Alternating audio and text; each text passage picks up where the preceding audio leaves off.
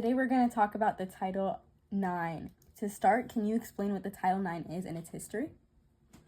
Title IX was passed in 1972 as part of the Education Amendments.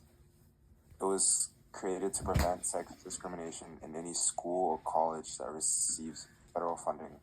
At first, it mainly focused on giving women and girls equal opportunities in education and athletics, but over time, court cases expanded it to include issues like sexual harassment, sexual assault, and pregnancy discrimination. So what is the main purpose of Title IX? The purpose of Title IX is to make sure that no one is excluded from educational programs or opportunities because of their sex.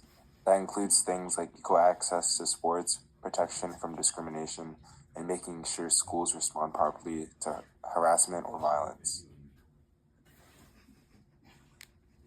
What are some of the current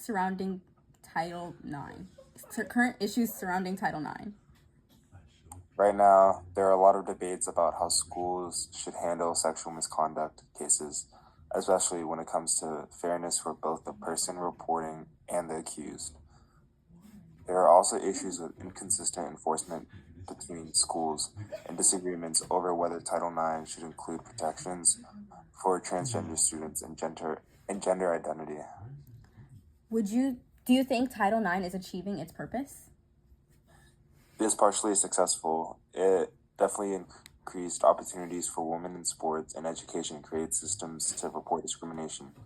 However, it's not fully effective because inequalities still exist. Some schools don't handle cases properly, and enforcement isn't always consistent.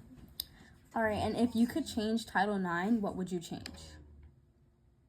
I would make national rules clear so schools can't interpret it differently. Strengthened enforcement so schools are held accountable faster, improve fairness in investigations, and update the law to clearly address modern issues like gender identity. All right, thank you for sharing your thoughts on Title IX today. Thank you for having me.